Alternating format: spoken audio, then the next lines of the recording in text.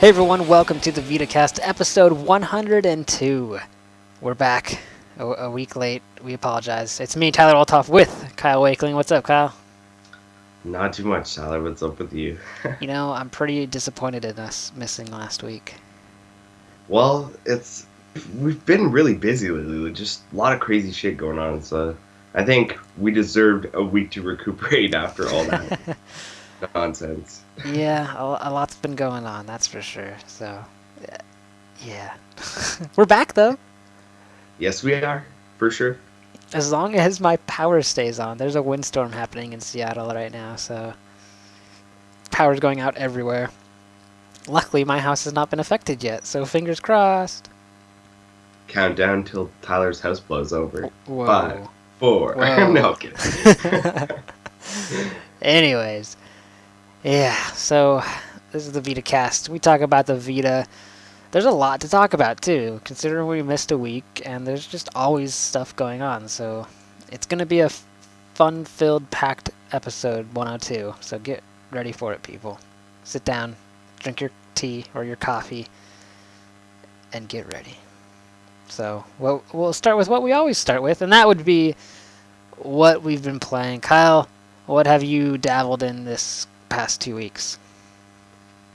Quite a bit. This has been kind of a catch-up week for me for a bunch of trophies and just kind of screwing around and kind of all over the place. Haven't had anything new recently other than Super Beat, so that's the new thing I've been playing, but the other stuff, it's clean up. I played some Resident Evil Revelations. Didn't do myself any good, really. Was going for that, I think it's first episode, only use your knife, and I don't know why, but I can't seem to get it no matter what I do. It's kind of pissing me off. So I played some of that. Also played some Assassin's Creed 3 Liberation. I finally got that stupid trophy where you have to make the guard shoot at you and like use a human shield or whatever 10 times. That was kind of a grind. And I'm now one trophy from the Platinum. I need 100% sync, and I'm probably too lazy to get that, so we'll come back to that. I played some Danganronpa. Danganronpa 2, sorry. I'm going for trophies there. I missed some White Lions trophies, so I went back and kind of grinded for that. What else did I play? Played some Soul Sacrifice Delta. Trying to get through and get some more trophies in that one as well, but most of the stuff seems like I need a partner at this point, so I'm just kind of not talking to me. What the hell, Kyle? Yeah, not talking to Tyler. And also, he's always busy when I want to play, so yeah. That's true. Also played a little bit of Borderlands 2. That's another one that I really have like a lot of trophies to get in, and I was kind of trying to get through, but that's a game that, I don't know, every time I start playing it alone, I like get to a certain point, I'm just like, fuck this, and I just turn it off, and I'm like, no, not playing it. I don't know. It's definitely not as fun alone, let's put it that way. Yeah. Damn, I played a lot. What else did I play? No, I didn't play. Yeah, I did. I did play some Hatsune Miku Project Diva F. I'm still trying to get through normal mode on that game, even though I can do some of the really hard songs on Super Beat Sonic, which is kind of odd, but the whole touch thing kind of throws me off every once in a while. So, Also played some Squares. I'm stuck on a level like almost right before a trophy on that one, so I was kind of trying to grind that out, and it seems like, yeah, I'm not as quick with the touch stuff, so I should just stick with button games. And lastly, I played some Dragon Ball Z Battle of Z. I leveled my guy up to like 99, figuring that would get me, badass enough to do a lot of stuff, and yeah, it didn't really help. So, meh. I don't know. I've been trying to grind through that too, and it ended up, I was just like kind of disappointed in myself. So I went back to like the very first missions and started assessing everything. So, I don't know. Meh.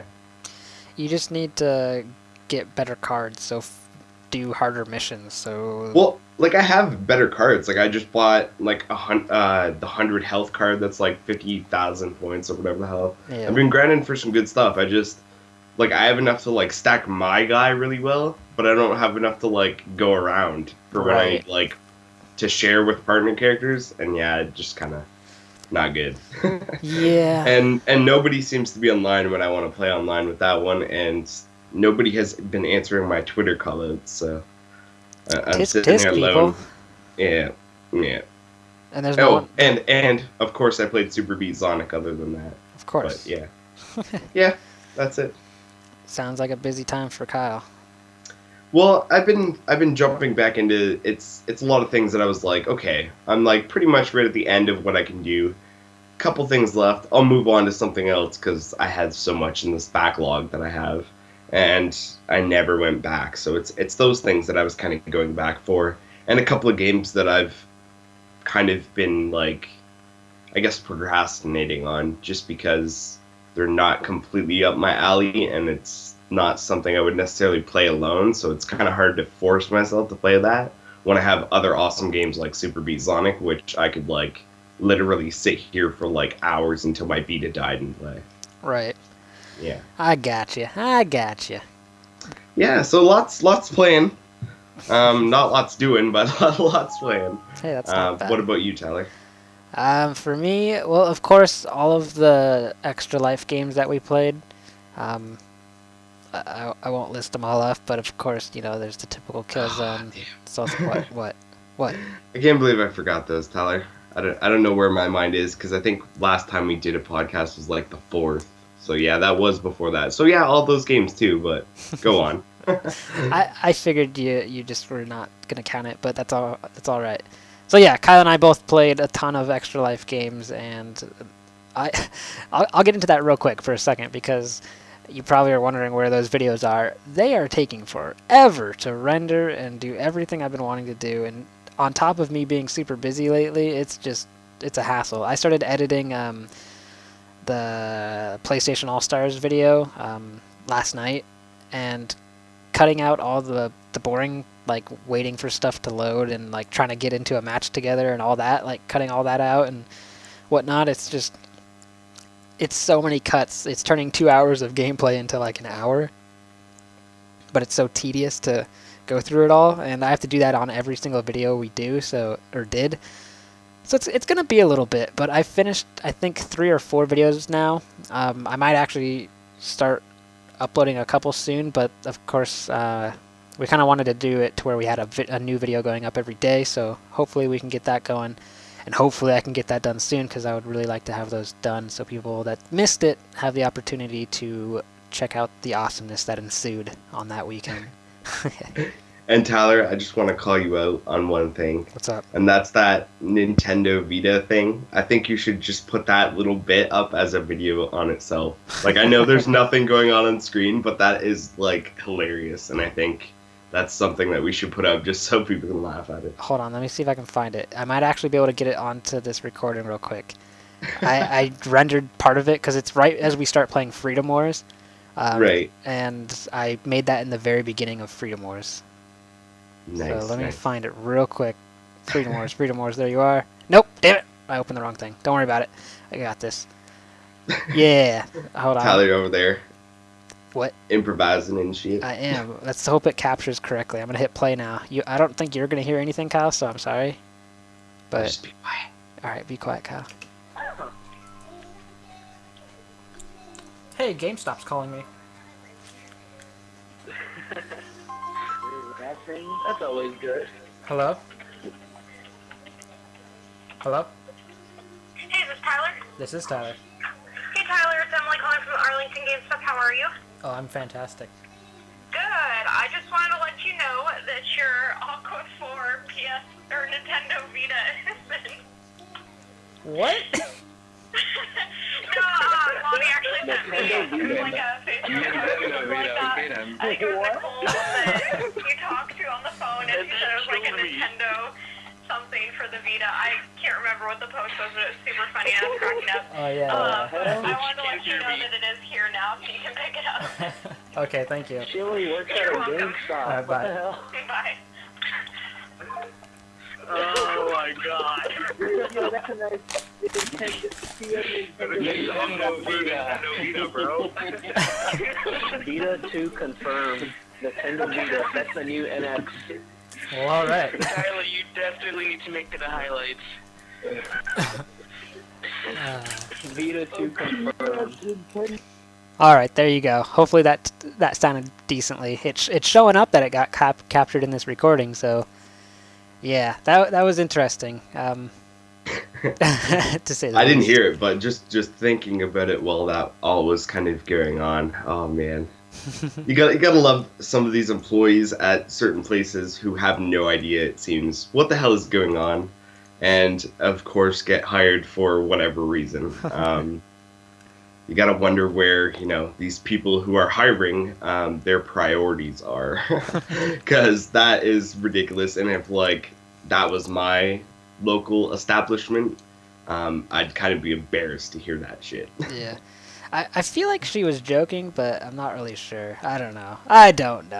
But I don't know if she was joking, man, but if you listen, it sounded legit dumb to me. if you listen to it again, I was just listening to it. Obviously, it sounds like someone told her to say that.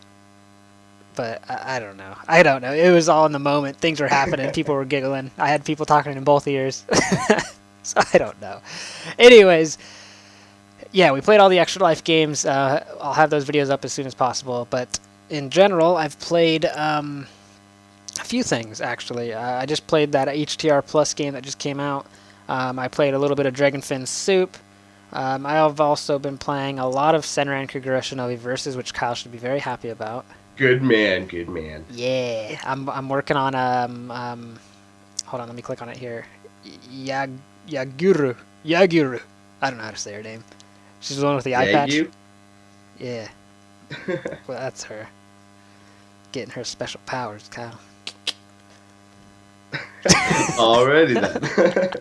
Anyways, other than that, I think that's it.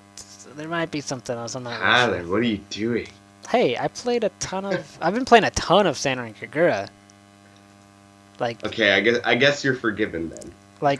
I've been playing almost every night that I can, so it's been good. That Extra Life stream got me the itch back. It's good that your internet or whatever was happening, I can't remember what was happening, but something was wrong, and I'm glad it was. Yeah, my internet was balls. I actually Yeah. had to get somebody to come out here and fix that shit. That's right. See, if that didn't happen, Kyle, I wouldn't have played the campaign to keep people entertained, and the campaign was fun again. So I was like, oh snap, I've been missing all this. Isn't that just like me? My screw up, something that happens to me that's horrible, benefits you, Tyler. It always does, doesn't it? Can you mess up more, Yeah, Kyle? damn jerk. Just mess up some more. I wish you would mess up some and benefit me. Can you buy a lottery ticket and then I'll buy one too, and yours is gonna lose and I'll win? I'm like, thanks, Kyle. Yeah, but it wouldn't work because we're not in the same place. See, it would only work if it screwed me over. Okay. So, you win instead of me. So Well, we'll work on that. I got an idea. You buy a U.S. lottery ticket and be like, well, God dang it, I'm Canadian. And you're like, what American do I know that needs money? Tyler! Yeah, maybe. I don't know. We'll work on it. All right. We'll come back about that later. Anyways, this is the VitaCast. We need to go back to the Vita. That's what this is all about. So, yeah, that's all I've been playing. Let's jump into those reviews for the week. We've got quite a few here. So first up, we've got Oregon Trail Complete Edition. This was reviewed by Brad. He gave it a 4 out of 5, and he says, quote, Oregon Trail is an amazing homage to a computer classic. It blends modern-day game design with retro graphics to create a game that is both fresh and nostalgic. Older gamers will get a kick out of the reliving moments from their youth, while younger ones will discover a challenging game of horror and survival. Here, the choices you make actually do matter, and whether your entire party makes it to safety or not is solely in your hands. End quote. So I have not played this game. I'm not really too hyped about it or interested in it, but I mean, that's a pretty glowing review right there, so I might have to. Kyle, what about you? Yeah, I'm not too interested. And that's the end of that. Well, all right. You want to get the next game? Sure. Next one up is Pocket God versus Desert Ashes, which was reviewed by Zach. He gave it a 3.3 out of 5, and he says, quote, "Due to its ridiculous difficulty and smart AI, Pocket God vs. Desert Ashes is a game you will rage against one moment and feel rewarded the next. Despite a weak story that is almost non-existent, I enjoyed the time I spent with the strategy game, but wouldn't say I was blown away by it. Simply put, it isn't for strategy newcomers and isn't for an impatient gamer. If you do decide to pick it up and enjoy it, then you'll have hours of content to enjoy." So, seems like he wasn't too impressed, but maybe people who are really into this kind of thing would be. Have you played this one? I haven't played this mashup, but I have played the original Desert Ashes game, and I thought it was pretty fun. If you're into turn-based strategy RPGs, then I think it's definitely one to try out. But I don't know about this one, obviously. But yeah, if you like the first one, which I believe is free to play, so you could always try Desert Ashes, the base game, and then decide whether or not you want to buy this other game here. That's a mashup, so. All right. That's the end of Next that. one. All right, next up we've got Nor9 Var Commons. This was reviewed by Liam, and he gave it a 3.3 out of 5, and he says, quote, "Nor9 is perhaps one of the less interesting in a recent burst of visual novels to hit the Vita. The story seems to take far too long to go anywhere and ends somewhat abruptly. The game's main savior, however, is the quirky Nor9 quest mode, which was more interesting than the main game's story." End quote. So it seems like it wasn't that great compared to all these other visual novels that have been coming out lately. So if you're really into visual novels, then perhaps this is one to check out. But if not, then there's better ones out there for sure. So Kyle, I know you're into this stuff here. So I mean, how does this make you feel? Yeah, I heard this one wasn't going to be great, and I'm glad I got to do Code Realize and not necessarily this one. But I think it's one of those things that I'd probably pick up in a sale in the future because, visual novels are those things that kind of click with people or they don't. Maybe Liam didn't like it, but I will, so you never know. It's very true. Different opinions. So, all right. All right, so last review of the week. It's Dragonfin Soup. It was reviewed by newcomer Carrie, and she gave it a 2.6 out of 5, saying, quote, "This game is a blend of tactical RPG and roguelike, but unfortunately it's not brilliant at either genre. The story is bland, and for a roguelike, the gameplay isn't particularly difficult. I really wanted to love this game, but unfortunately it doesn't quite work. The game is still worth a try, especially if future patches sort out the many bugs, but there are better games out there." End quote. I picked this one up in Plus, but I haven't touched it. I really wasn't gonna, but then I was like, whatever. What about you, Tyler? Yeah, I played this game at PAX a few times. I have it on my Vita. I've played it a little bit.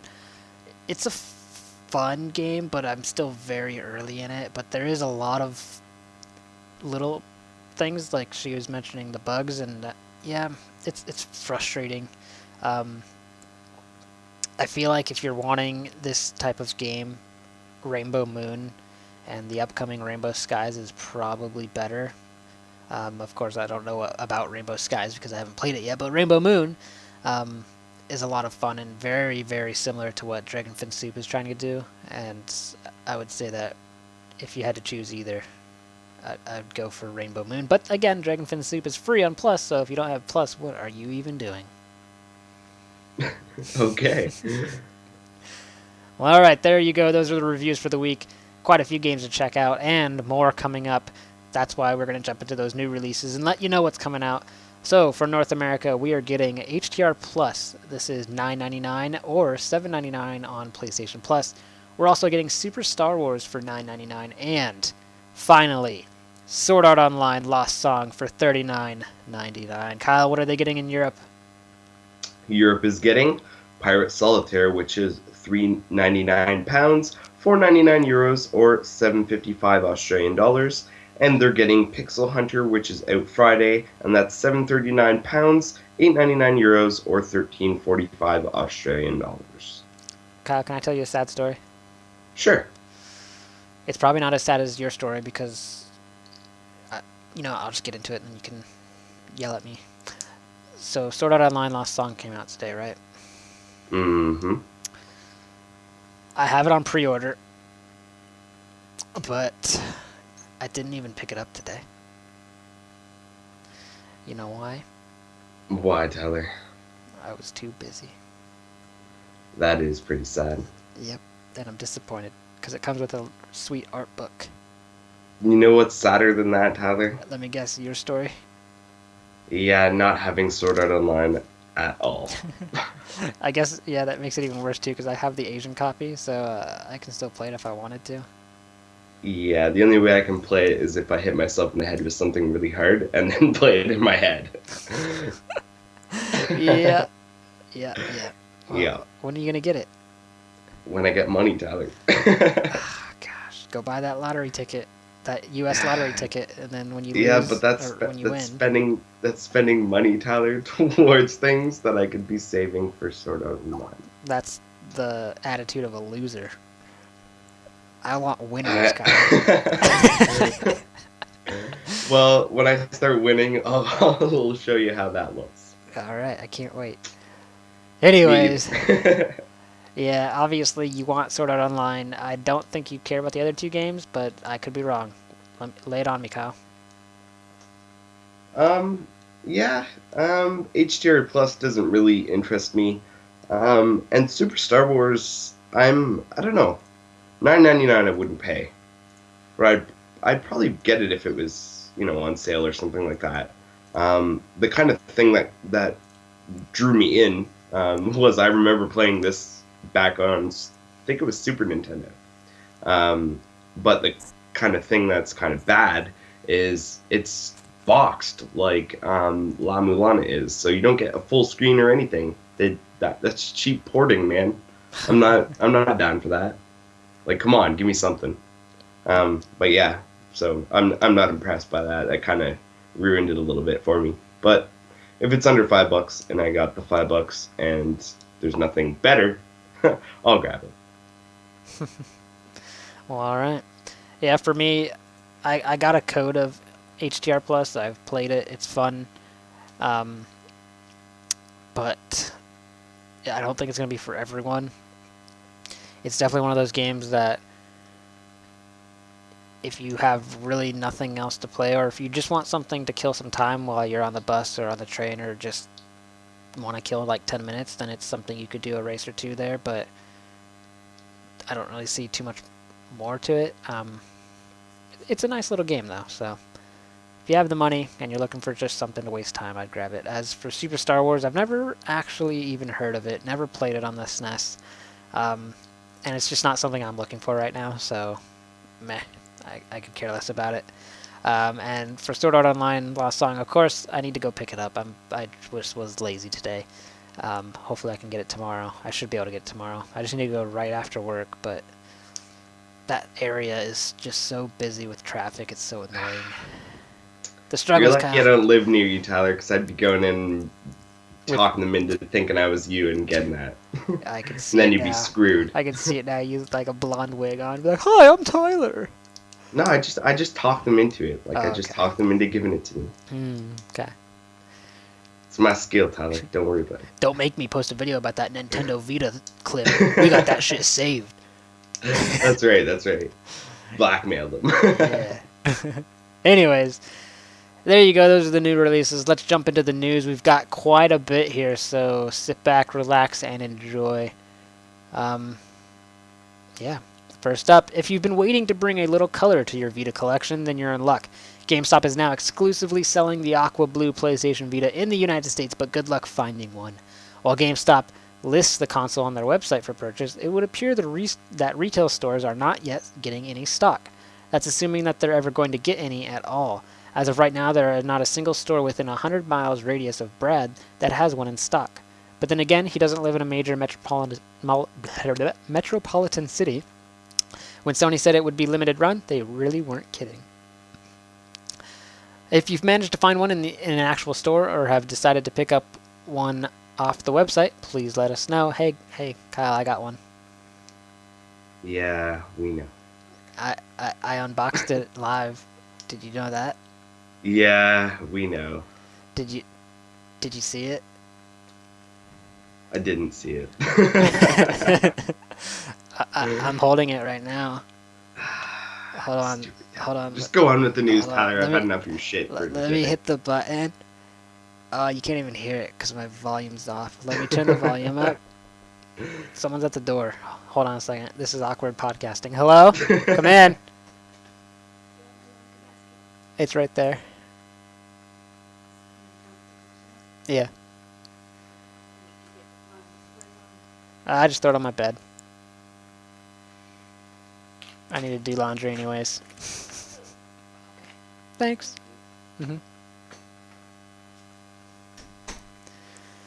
Gosh, mother is so rude. Ruining my comedy. I can't even be funny anymore. I have to You put weren't the... funny to begin with, Tyler. Shut up, Kyle. I have to put the blue Aquavita down and continue on with the goddamn news. Thanks, Mom.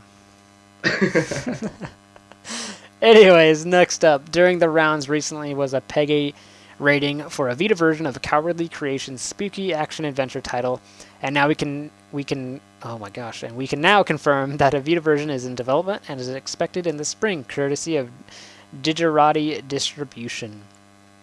Uncanny Valley is a survival horror game and is said to feature a bone-chilling story, exploration, and heart-pounding action. You play as Tom, a security guard who works at a remote facility. During the course of his shift, he obviously got bored, so decides to start exploring and begins to find things he shouldn't, and probably wishes that he didn't. The game features a huge facility to explore and delivers a detailed story, intense moments of dread, as well as a consequence system. Whenever you fail in the game, your journey will continue, but with severe consequences that impact the gameplay and the story. This could be a slower movement speed for failing to avoid your enemies and more, which ultimately adds to the tension in the experience. You can die in the game, but Cowardly Creation said that they wanted to minimize repeated deaths to avoid frustration from repeating sections over and over. Anyways, that's all for now, but rest assured it's on its way. Next up, following on from recent news that the Vita version of Teslagrad has passed certification, we can now bring you the actual release date. North American gamers will be able to play the game on the 24th of November, with EU gamers following 3 days later on the 27th. As for the cost, the game will be priced at €14.99 and $14.99 with the retail version available for €19.99, which is again managed by Sodesco, as was the case for the retail PlayStation versions. Eduardo Garabito from the studio said, quote, "We are thrilled to release Teslagrad on PlayStation Vita. Our fans have been long asking for this version with a reason, and we can't wait to see it happening," end quote. He also said, quote, "It has been an arduous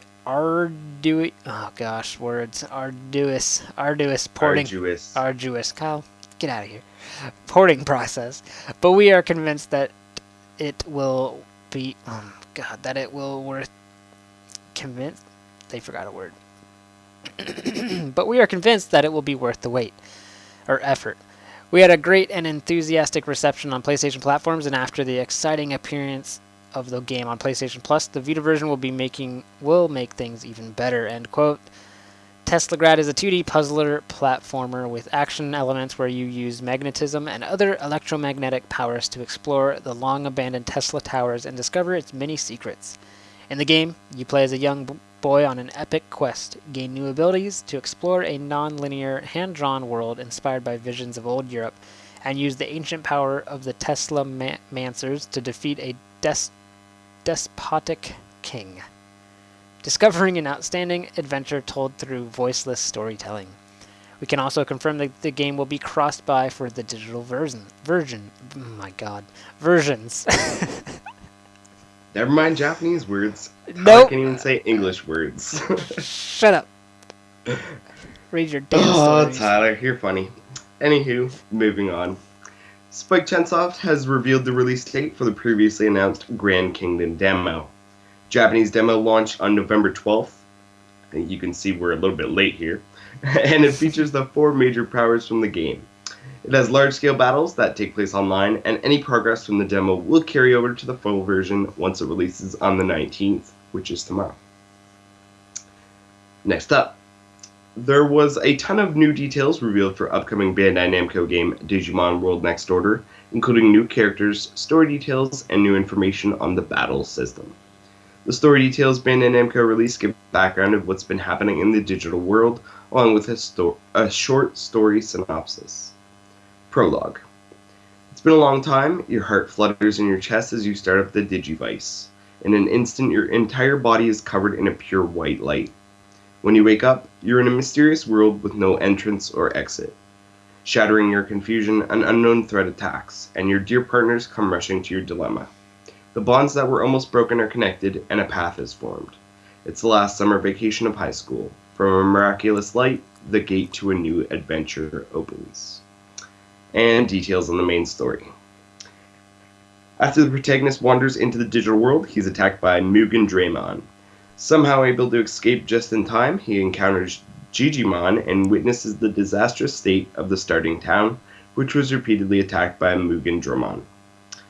Unable to find a way home, the hero decides to help rebuild the town. He soon meets Himari and Kuta. Some battle details. Battles have become more advanced in terms of strategy, acceleration, and speed. A new feature called Cheering encourages your Digimon, making you more powerful. Additionally, a two-partner system allows players to adventure with two Digimon who fight alongside one another in battle. Screenshots released have also revealed that you can perform actions while partner Digimon think. One such action is the aforementioned Cheering, which raises the power of their attacks. That's all for now, but look for Digimon World Next Order to hit PlayStation Vita next year in Japan.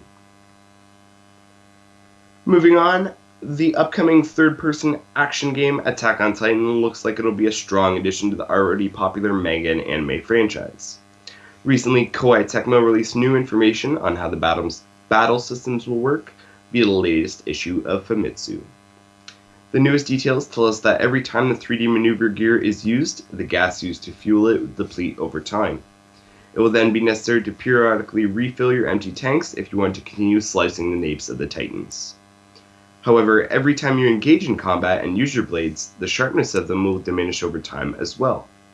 Luckily, Koei Tecmo have also revealed that there will be original weapons that have not been seen in the Attack on Titan anime or manga, so you won't be constantly worrying about maintaining your blades. That news comes alongside some great news for the Japanese market. A limited edition Attack on Titan treasure pack will also be available alongside the standard edition at launch in Japan only. The treasure pack, which will cost 12,800 yen, or approximately $105, will include some exclusive merchandise as follows. An official investigation record collection soundtrack, a muffler towel also known as a scarf, 2 sets of Aaron, Mikasa, and Levi tin badges, and a download code for exclusive costumes. And if you're wondering which characters from the manga and anime would be in the game, Famitsu also confirmed that Krista Lenz, Bertolt Hoover, Rainier Brown, Annie Lionheart will not only appear, but they'll be playable characters. Attack on Titan hit shelves this winter in Japan, while North America and Europe will have to wait until sometime next year. I can't wait. Me either. I might have to turn my my third Vita into my Japanese Vita just to play this game. Like I will flip and buy it, not know what's going on, just to see what it's like. Tyler. What? I hate you. You're gonna do the same, right? No. Why not? I'm probably not. Because I'm poor, and converting money to Japanese to buy this game will probably make me even more poor, so I'll just wait for it to come out so I'm not pissed off and playing it like you are. Oh, gosh. I hate everything right now. Just read the news, you stupid whiner. Alright. The beautiful cube game Cubicolor, made by developer Fractal Box, is headed to the PlayStation Vita this coming February. Cubicolor is a puzzle game in which you flip a multi-colored cube on its side to match with the correct colors on the ground. Doing so will unlock more colors to sync with until you complete the level. There will be 150 levels to beat, several different cubes to use, and 2 different game modes, Classic and Hardcore. Are you in? The wait is almost over. Next up, Red Entertainment has announced that Genka Bancho Otome will be due out in Japan this March. For those unaware, Otome games are story-based games generally targeted at a female demographic. Not to say that males can't like those types of games too, like Kyle, but that is the audience the developers and publishers believe will enjoy the game the most. The previous entries into the series were brawler genre games. This game, Genka Bancho Otome, will be of the romance adventure type, and with Spike Chunsoft being the developer, it's sure to be in capable hands. Genka Bancho Otome hits Japan on March 17th. Next up, Skullgirl's noticeable Vita absence has been explained in a recent Q&A session. Back in July, Skullgirl's second encore was released on PlayStation 4, with developer Lab Zero Games remaining noticeably silent on the Vita port. That was until a few days ago, when they took to Reddit to conduct an AMA. One Redditor asked what the latest was on the portable version of the game, and Lab Zero Games designer Earl Gertwagen explained that, quote, Skullgirl's second encore for Vita is still undergoing optimization, and there are a number of bugs to take care of that. While somewhat small, we feel are unacceptable to ship with. We want to be on par with other fighting game releases for that platform, and it's unfortunately not there yet. We had originally projected it would be ready to ship a few weeks after the PlayStation 4 version's release, but we ran into walls trying to bring optimization up to par, and grossly underestimated how much work that would require.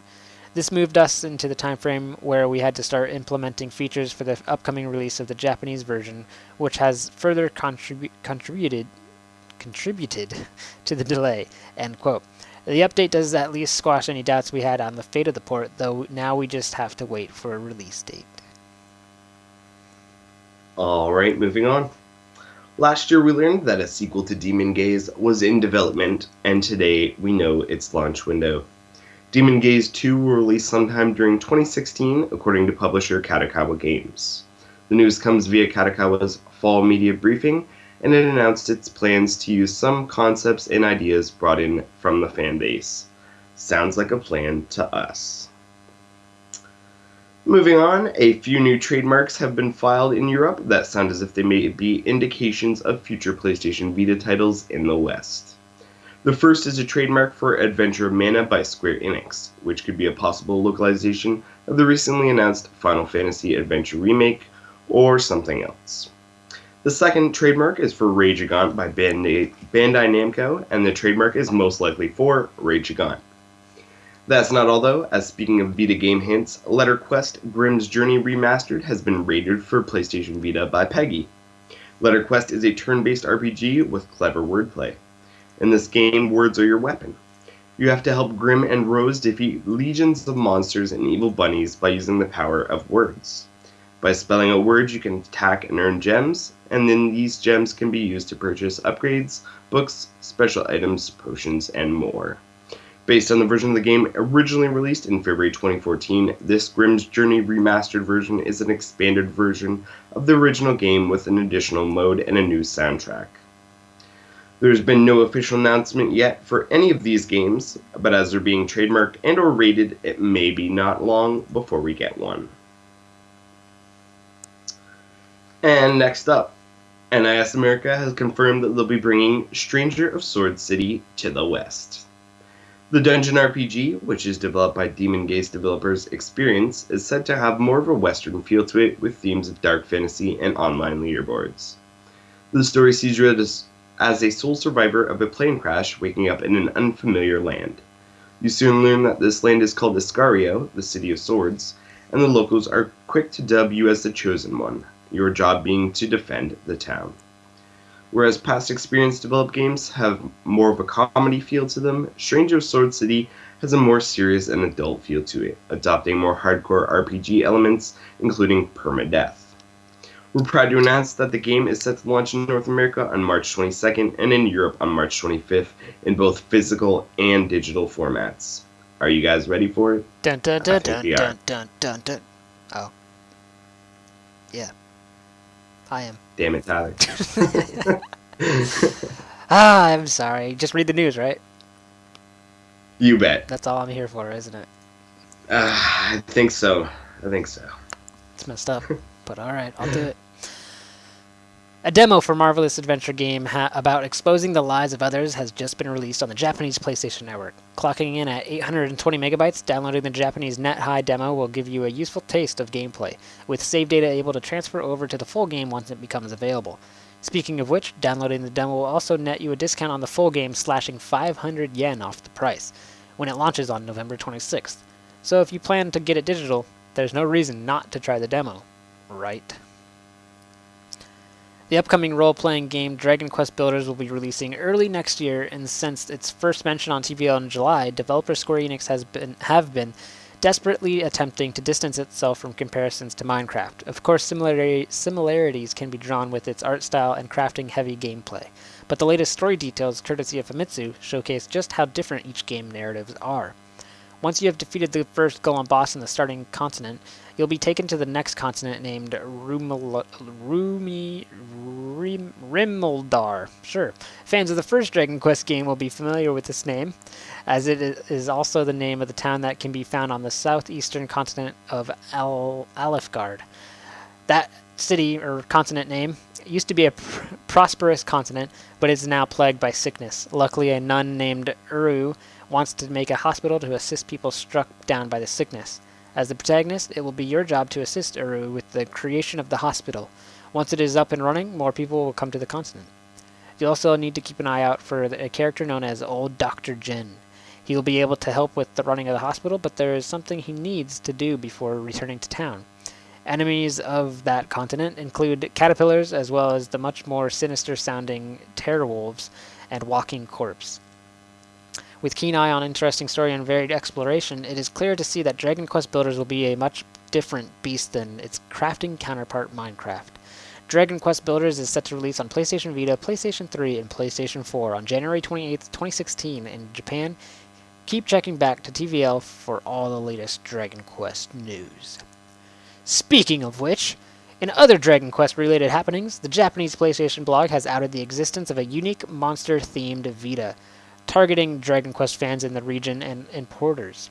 Available January 28th, 2016, the same day that Dragon Quest Builders drops in the region, this new silver-colored Metal Slime PlayStation Vita bundle will cost a cool 25,980 yen plus tax at retail and will include one fancy box, one slime PlayStation Vita with a Metal Slime design, one Dragon Quest Builders PlayStation Vita game, one Dragon Quest Builders theme, pre-installed, one Metal Slime headphone jack figure, and one of each PS Vita compatible USB cable, AC adapter, power cord, and manual. The question is, now that you know about it, do you want one? Kyle? Not really. Did you see the up button though? Did I see the up button? Yeah, the No, up button. The up button's different on the D-pad. No, I didn't notice that. It's so slight. It's just a little slime. Yeah, I didn't notice that. But I will say, speaking of Dragon Quest and Dragon Quest Builders, that now that it's pulling away from the Minecraft-esqueness, I'm a little bit interested. Oh, you heard it first. But we'll see. Okay. Yeah, moving on. Samurai Warriors 4 is the latest game in the series to receive an Empires mode, and Koei Tecmo have released details regarding the game's biggest addition, the Castle. To put it simply, the Castle will give players a command center where they can strategically plan how to tackle each battle. The series has previously been known for its tactical gameplay, but now putting your strategic know-how to good use will be vital. It will be an important feature in the game as it gives players the ability to regulate interior and foreign affairs, formulate political and military strategy, and utilize their allied officers' skills. This will lead to the growth of their army's number, power, and loyalty. The interface for the castle will take the shape of a multi-tiered stronghold in which you can see all your most trusted allied officers. From here you can assign each officer different tasks. These can range from recruitment to diplomacy and from development to strategy. Players will have to choose carefully who they pick for each task to ensure that the best outcome is achieved. The more skilled the officer, the better the results, meaning more soldiers, allies, and of course, gold. Relationships are a key feature of Empire games in the series, so pairing allied officers with a friendly disposition will create high synergy, thus producing faster and better results.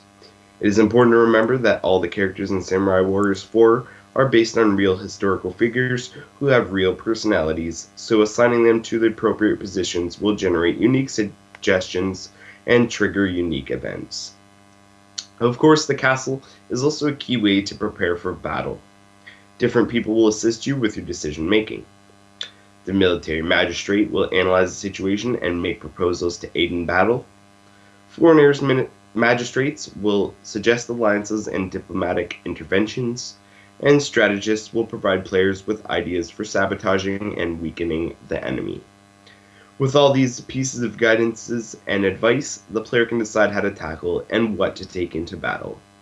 Samurai Warriors 4 Empires will release digitally in Europe March 11, 2016, with the North American release following 4 days later on March 15th.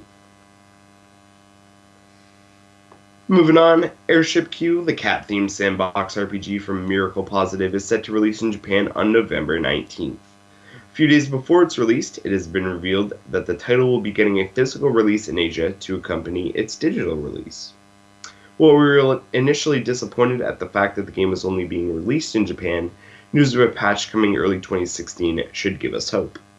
The patch will include new language options, which includes English, traditional Chinese, and Korean. So does this mean we'll be seeing Airship Q on the Vita here in the West? Only time can tell.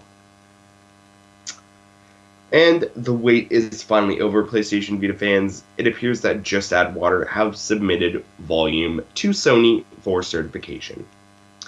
Just Add Water tweeted that they have submitted a certain something to Sony earlier this week, and when Charlie questioned them, they hinted that it is indeed Volume that is going through the certification process.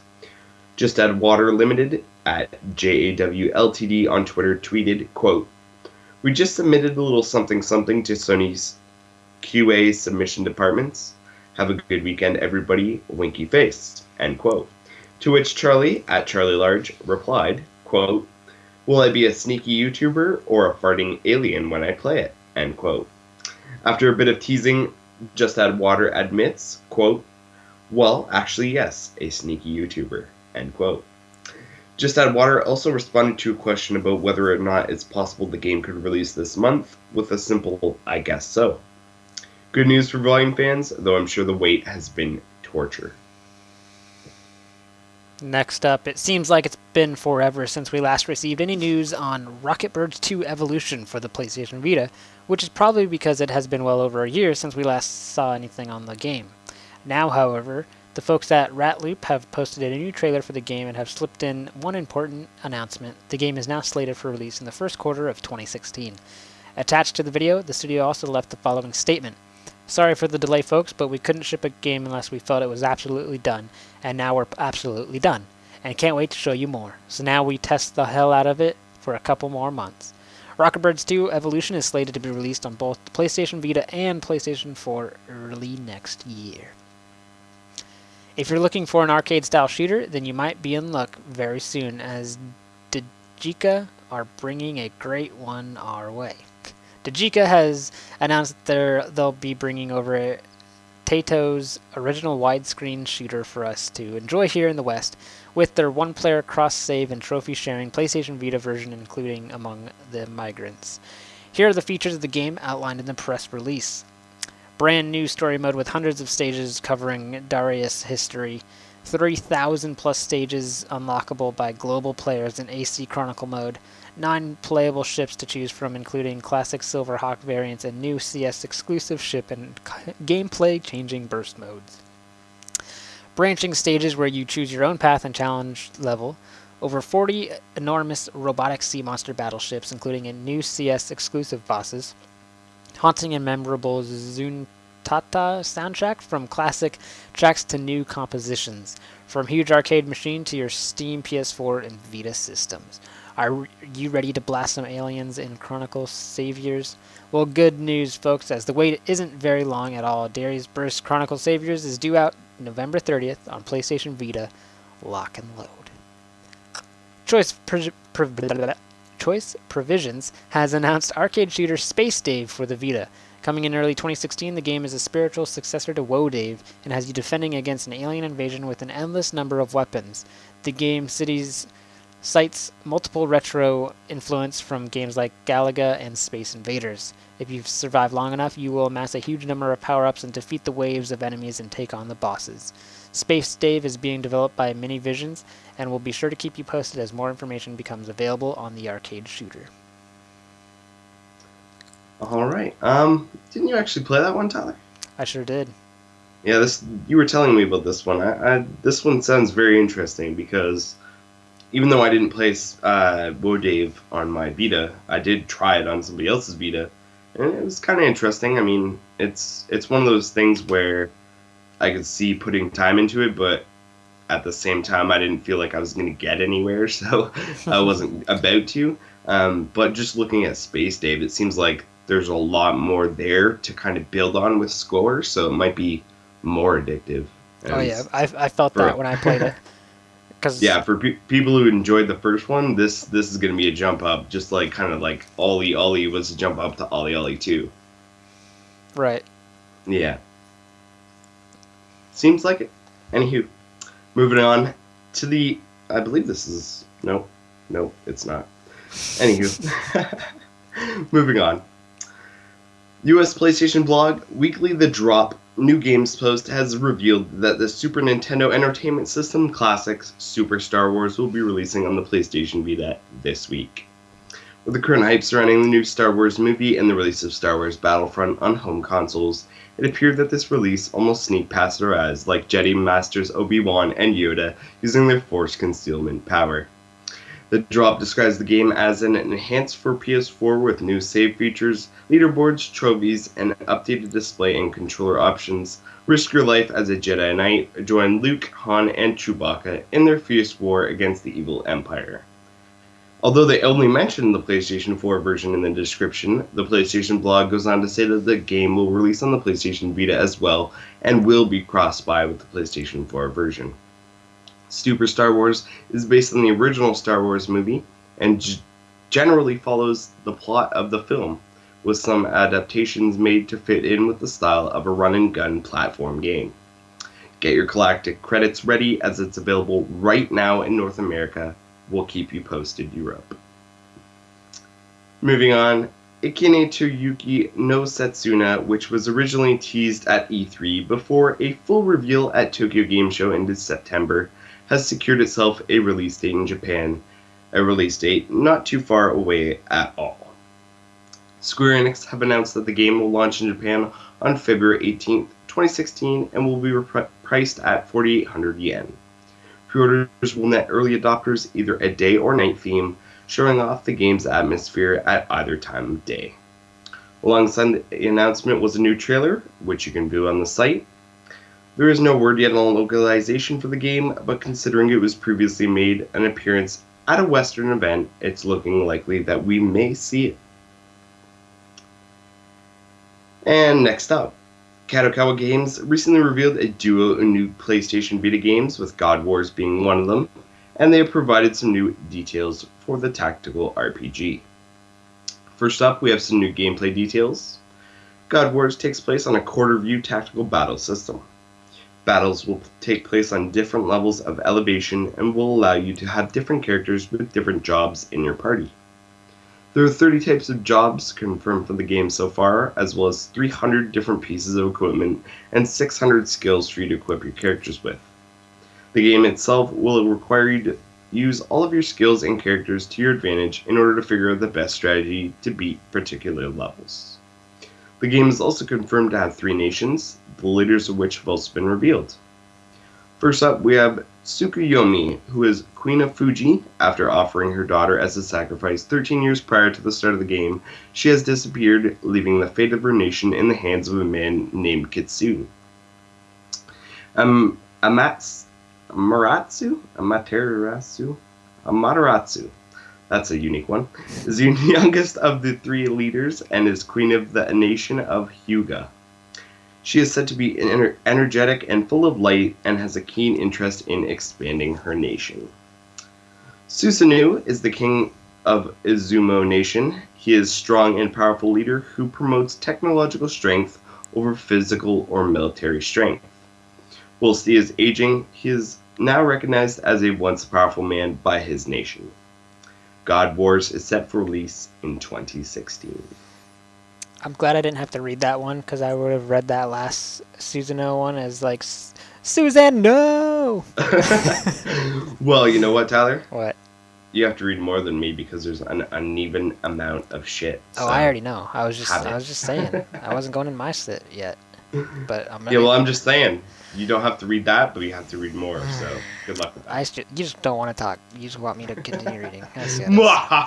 All right. Well, Kyle would normally say this is the home stretch, but now it's my turn. We're at the home stretch, people. The last three pieces. Let's get right into it. First, we've got, in the latest issue of Famitsu, Marvelous Inc. has announced a release date for its upcoming beat-em-up Uppers. Oh yes, some more info on Uppers. The action title is being produced by Kenichiro Takaki, the man behind the Senran Kagura series, so you can expect to find some many similarities in its exaggerated style and over-the-top gameplay. Famitsu reports Uppers is to release in Japan on April 21st, 2016. The Japanese magazine has also detailed bonuses which are to be bundled with first print copies of the game, noting that you'll get a soundtrack CD, a Men's Knuckle Responsibility editorial magazine, and a swimsuit product code. What the hell is the Men's Knuckle Responsibility? I have no idea, but that sounds really weird. It sounds like it could be like abusive like stuff, or it sounds like a magazine that's telling you how to be responsible with punching people. Right. I don't know. It's odd. I want to read it. So do I. Anyways, unfortunately, a localization has yet to be confirmed. Next up, new details have been released on Kadokawa Games on their upcoming game Root Letter, which was revealed last week. In Root Letter, you will play the part of Takayuki Nakamura. Takayuki is a 33-year-old man living in Tokyo. 15 years ago, he had a pen pal called Aya Fumino, voiced by Nariko Hadaka. After 10 letters, Aya stopped replying, and Takayuki began to hate her. Oh, jeez. 15 years later, he finds a mysterious 11th letter and heads to Matsu in Shimane Prefecture to find out what happened to her. From Aya Fumuni's letters, she seemed like a kind, compassionate person who was surrounded by lots of friends. After reading the 11th letter, your impression of her is completely changed. To try and find out the truth, you turn to the classmates that she wrote about in her letters. For some reason, they refuse to talk about Aya, so you need to find evidence and question them. Kasuke Tanaka is a 33-year-old man who works for the Matsu City Council Complaints Department. Through a bit of investigation work, you discover that his real identity appears to be Megan, Four Eyes, a friend that Aya wrote about in her letters. It's up to you to try to find a way to get him to open up about the past. Root Letter is being released worldwide in 2016. That one sounds pretty interesting. I can read it, though. Just jump in right now? Yeah. That's ridiculous. Like, if you actually, like, think about that, this guy is stalking his pen pal. That is like, weird. 15 years later, over a letter that he read that changes his impression of her 15 years later. And then he goes to all the friends that she talks about in her letters and pretty much like barrages them with questions and shit until they reveal shit.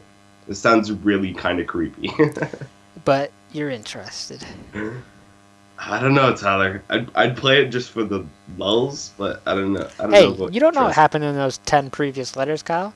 This 11th letter can be that crazy. They were pen pals, Tyler. It's not like they were like butt buddies, okay? I was going to say, Kyle, what if you just stopped talking to me, but then you brought up the butt buddies thing, and I'm just not even going to go there now. Okay. Just read the fucking news, Tyler. Alright. The latest issue of Famitsu has listed new details on Project Diva X. The latest installment in the Hatsune Miku series is set to release in March 2016 in Japan, and ahead of the release, further details have been released regarding songs and modules you'll tackle in-game. Oh boy, here we go. Names I can't pronounce. The latest announcement reveals that the following will be included. Umi Yuri Kirikan and Buno. Module Hatsune Miku Sea Lily. This is going to make no goddamn sense to anyone because I can't put this together. Anyways, here's something I can read. Streaming Heart. Deco 27 module, Hatsune Miku, Bandage Heart. Amazing Dulce. Oh god. Hito Shizuka X Yama. Module Miyoko Strawberry Witch. Module Kaga Rin Patsuri Gretel. Module Kakamine Ren Patsuri Hansel. Suzuno Suka. What am I even saying anymore? Slow motion. Pinocchio P. Module Hatsune Miku. High Fever. Pinocchio P. Oh god. If you are able to clear quests and complete every song, and melody song will become available. A melody song will become available. Conveniently, a new melody song was also announced, which will be a neutral song. It will be called Hajimari No Melody Primary Colors. Oster Project. And will feature Kazuru Vocaloid, Dreaming Leaf, Yumi Muru, Kotek no Ha, Fukigen Waltz, and Miracle Paint. We'll likely have more news on Hatsune Miku Project Eva X as we head ever nearer to the game's March release in Japan. But for now, that's the whole shebang. Unmute your mic, Kyle. I'm here, Tyler. Hold me. Yeah, you pretty much destroyed that. If somebody hit you every time you fucked a Japanese word up, you'd be a bloody mess right about now. Yeah. So yeah, but you got through it. So, yay. Moving on, we have talking points, and as usual, we go into announced to release games we're looking forward to from the week. We talked about a lot here, Tyler. What looks good? Well, that root letter sounds very interesting. Very weird, but very interesting. Also, Rocket Birds 2. I loved the first Rocket Birds, so when they finally released the second one, I'll be all about that. Also, where did it go? It's that Dragon Quest Builders. That's the one. Yeah, Dragon Quest Builders. I'm down for that. I want that all up in my Vita. Hopefully they announce it over here.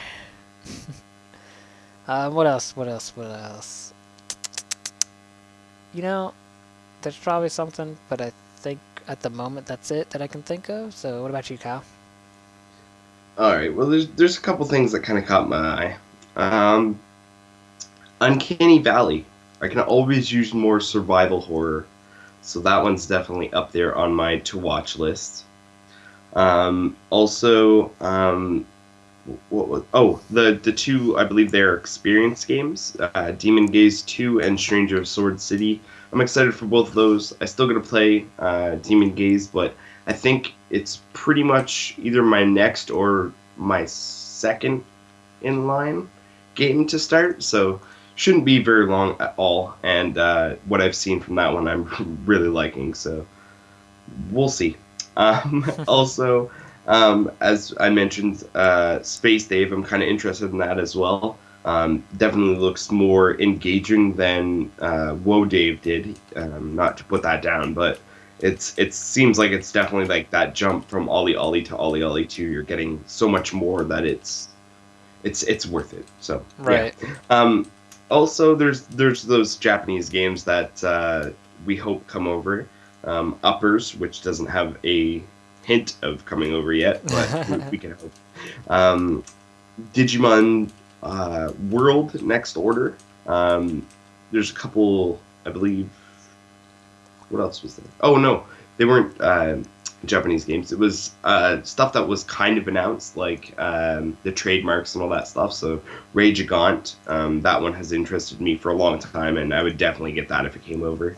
I can't remember what the other one was, but it sounded interesting. That last one was like Lead or something. And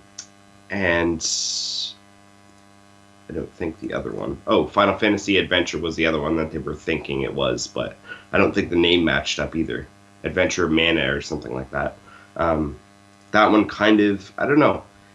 I'm not necessarily sure it's going to be a Final Fantasy game. So I'm kind of kind of got my eye on that to see what that turns into for real. So got my eye on those anyway. I think that's it. Well, Net all high, but I still have to play that Japanese demo. I kind of got sick there and avoided it. right. Yeah, I think that's it for me. Well, all right. There we go.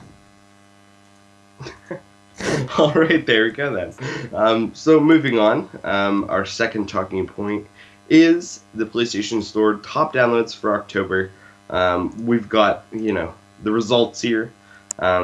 As, has been happening. Sword Art Online Hollow Fragment charted number 1 in North America yet again. I definitely think Lost Song coming out this month had something to do with its charting last month, as it also charted number 7 in Europe. Yeah, I don't think that's a surprise at all, but something definitely worth noting. As for newcomers in North America, we see Persona 4 Dancing All Night, Dengeki Bunko Fighting Climax, and Oregon Trail Complete Edition hit number 4, number 5, and number 6 on the chart, as well as number 8, going to Heroes of Loot. Looking to Europe, the only new entry is Dengeki Bunko Fighting Climax, which hit a low, but still charting number 19 on their extended list. I know we mentioned what's new there, but here are the lists in full. I'll go as quick as I can. North America Top 10. Sword Art Online Hollow Fragment. Minecraft is number 2. Don't Starve Giant Edition is number 3. Persona 4 Dancing All Night, number 4. Dengeki Bunko Fighting Climax, number 5. Oregon Trail Complete Edition, number 6. Zero Escape Virtue's Last Reward, number 7. Heroes of Loot, number 8. Grim Fandango Remastered, number 9. And number 10 is Hotaru no Nakai, The Firefly Diary. As for Europe, they get the top 20. Number 1 is Little Big Planet. Number 2, Minecraft. Number 3, Dead Nation. Number 4, Oreshika Dated Bloodlines. Number 5, The Walking Dead, The Complete First Season.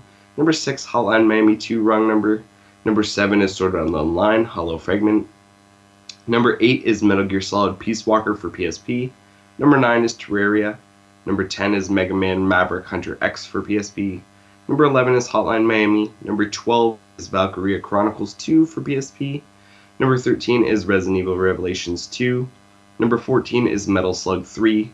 Number 15 is Castlevania The Dracula X Chronicles for PSP. Number 16 is Muramasa Rebirth. Number 17 is Demon Gaze. Number 18 is Star Wars Battlefront 2 for PSP. Number 19 is Dengeki Bunko Fighting Climax.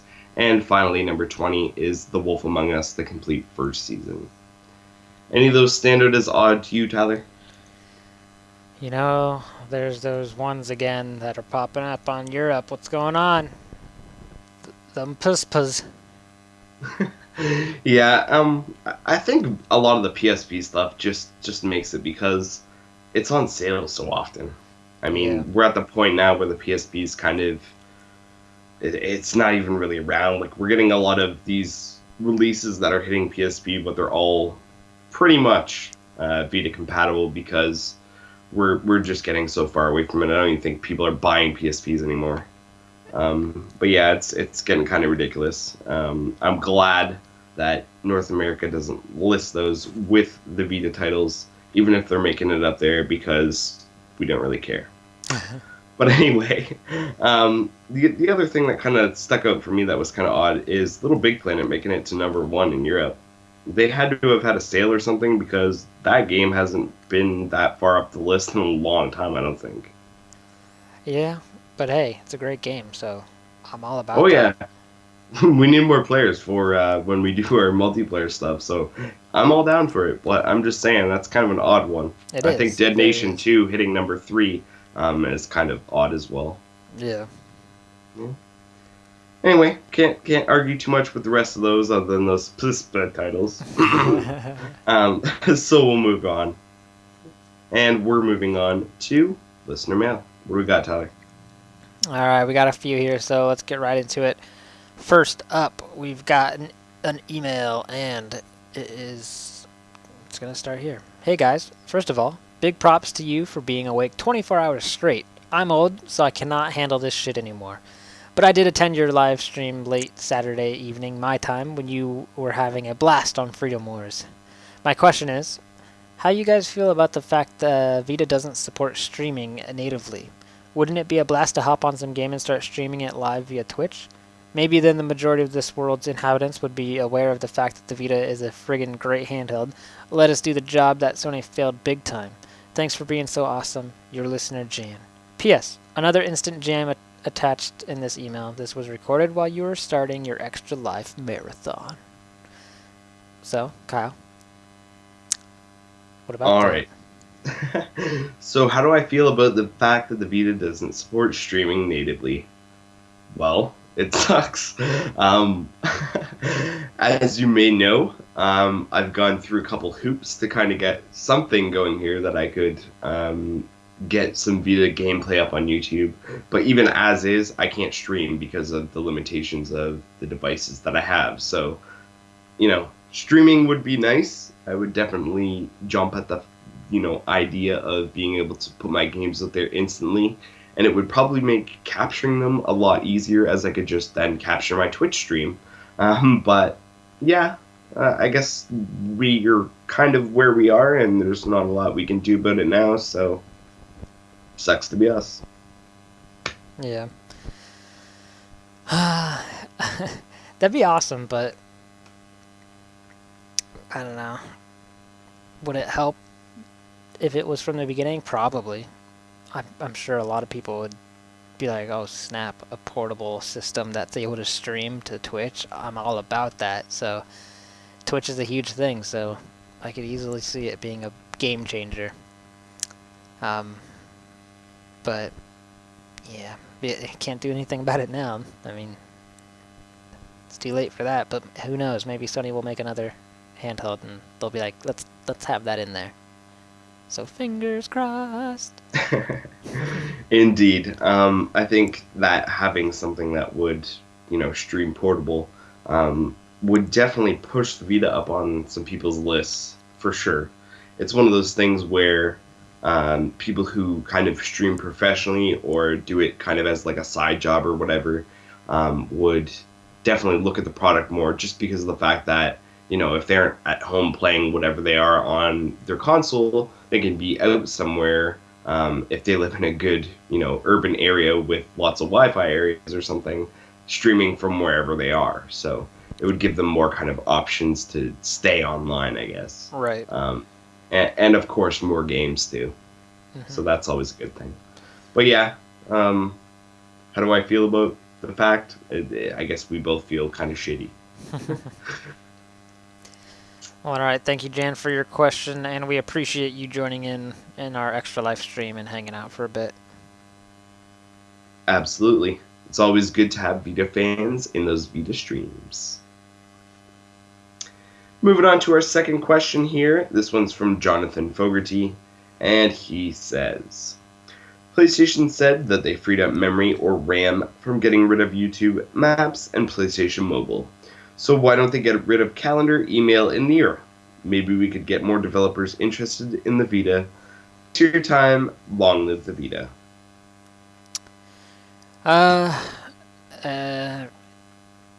It's probably just not worth it for them to be going back in there and getting more stuff out of the system. And if they did, I feel like just a bunch of people would be freaking out like they always do about everything. So, I mean, who knows? It could help, but is it really worth it now? I don't think so, really. But I don't know. Kyle, what do you think? I don't know, Tyler. Do you want me to give you a shovel so you can dig yourself some more bullshit? Jeez, why are you so rude today? I don't know. I just feel like, we haven't had this going on for a little while, so I have to be extra dickish to make up for it. Ouch. I felt it.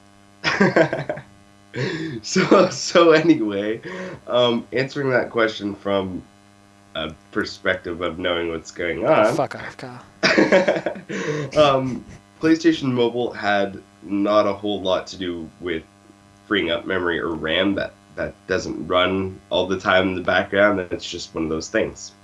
getting rid of YouTube and Maps, they didn't really get rid of them. What they did is they got rid of the whole polling for map locations and stuff like that, location data basically, and they moved YouTube from the app, which would have required a whole bunch of retooling because of API changes, to the browser, which works fine. It's HTML5, so it's not great, but they're working on it, and that kind of gives them the incentive to work on the HTML5 version because now people are using it. So yeah, they didn't really have a whole lot to do with RAM. The reason that we got extra RAM is because they removed mostly social aspects. So speaking about like calendar and near and stuff like that, they removed all the stuff that they were kind of saving in the RAM for space to do things in the background while you're doing other stuff. So if you notice something like when you boot Resident Evil Revelations 2, you're not allowed to access anything other than settings while that bubble is open, because of the fact that they've given all that, social media kind of locked away RAM, I guess, that they were, location data, social media, updating to Twitch, all the extra shit that they were kind of allowing you to do while you were gaming. They've taken that away now. So basically they're locking you into the game and giving all the RAM that they can to the game. And there really isn't anything else that they can kind of take away from that's running in the background that's constant, that they can give more RAM to the stuff that they have, unless they retool something.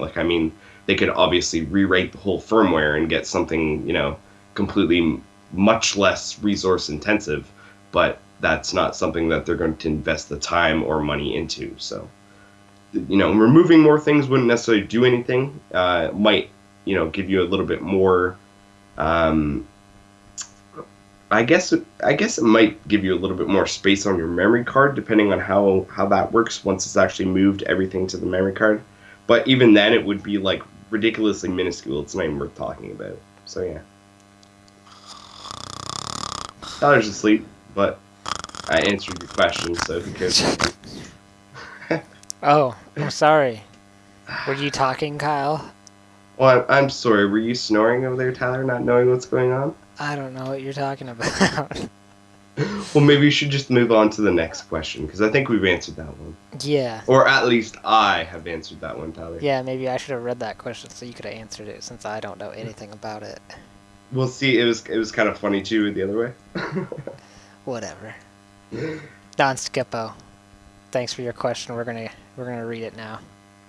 Thanks, John, for your question. I'm glad that I could help Kyle make a joke of me. Doesn't Tyler sound impressed, you guys? Here's Don Skippo's question. At $2.99 and $4.99, has the Smack Z removed itself as a potential competitor to the Vita? Click the link. Alright, so if you don't know what a Smock Z is, it's basically a handheld version of a Steam box. So it's a Steam portable, basically. And the $2.99 and $4.99, because Tyler doesn't know how to read or look at symbols, apparently, are euros, not dollars. So that's dollars. 299 euros and 499 euros. I never said dollars. I never said dollars. I know you never specified anything, Tyler. I didn't need to specify. Because if they click whatever. the link. That's enough out of you. These people can't hear a link or see a link.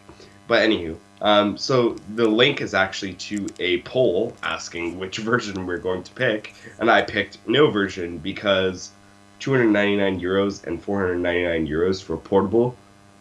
I could probably build a PC that had a battery attached to it and play better shit on the go than that has. So. And it only has one analog stick. And it just looks awful. It looks awful. That is so pricey for what it is. Yeah, so removed itself as a potential competitor to the Vita. I wouldn't necessarily say it removed itself as a potential competitor. I don't think it was ever a potential competitor. But if you were just looking at straight up, something handheld that would play games, and being all caveman about it like that, then I guess, yeah, it did, because those aren't even in the same price range at all.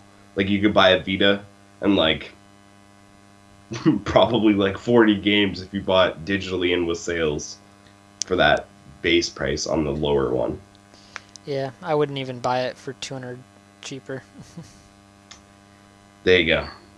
It just doesn't look entertaining to me, and I like having dual analog sticks, so it's like a complete no.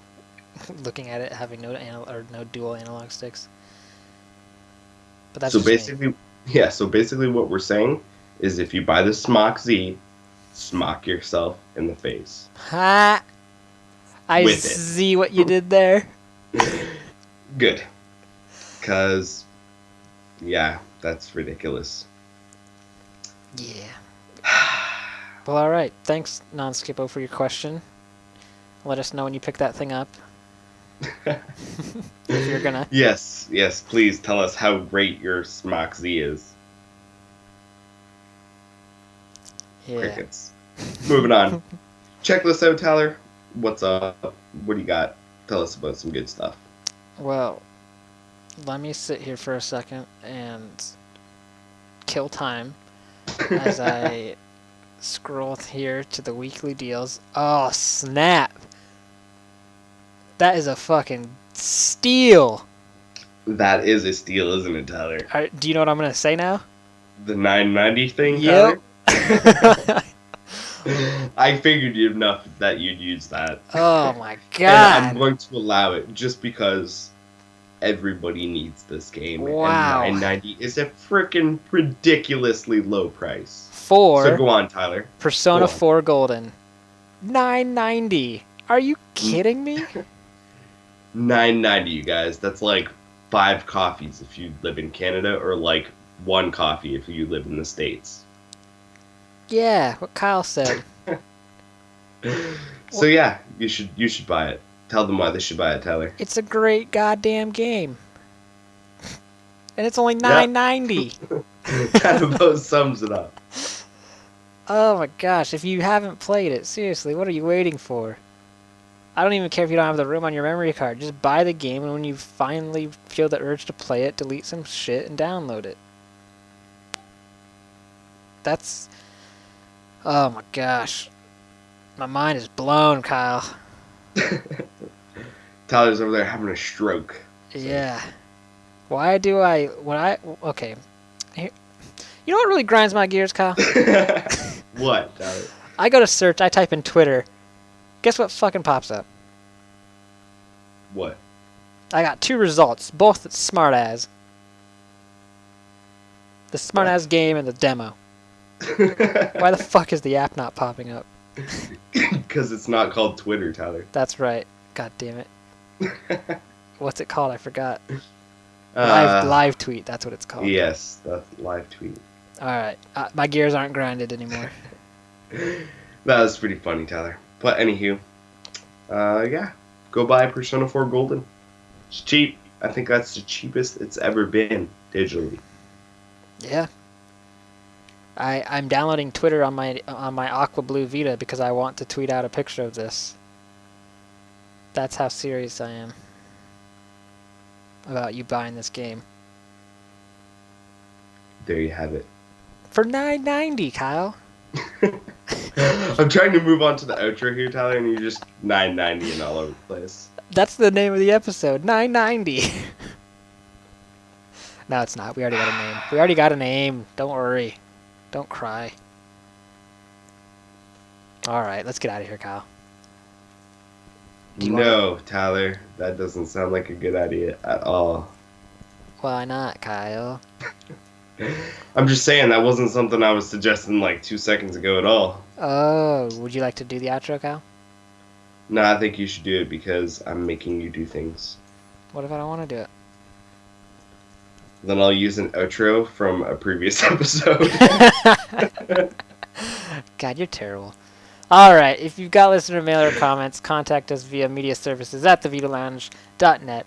You can find everything we talked about today at thevitalounge.net. The news, reviews, feature articles, store updates, podcast, a community forum, and a magazine, both digital and physical. You can support the site and get physical copies of the magazine via patreon.com/thevitalounge. You can follow us on Twitter at the Vita Lounge. I'm at Mr. PS Vita Reviews. Kyle is at Teflon Tactics. We're on Facebook. Just search the Vita Lounge. We're also on YouTube, youtube.com/loungeplay. Kyle is going crazy. He's posting videos all the time, and I am actually going to be posting some videos soon with the replays of our Extra Life stream, so look out soon for that. And of course, don't forget to subscribe. This podcast is available on iTunes, Podbean, Stitcher, YouTube, and via direct download on the site. Rate us, let us know how we're doing. And that's it. That's episode 102. Pretty long-winded, but hey, we had to do some catching up, right, Kyle? Yes, we did. Now we are caught up. I don't have to beat Tyler over the head with a baseball bat. And all is good in the world. Kumbaya, my lord. Kumbaya. Tyler's fired right now. Tyler's fired. Kyle laughs at his own jokes. How lame. Whatever, Tyler. I win this You battle. lose. Alright, let's get out of here. Goodbye. Later.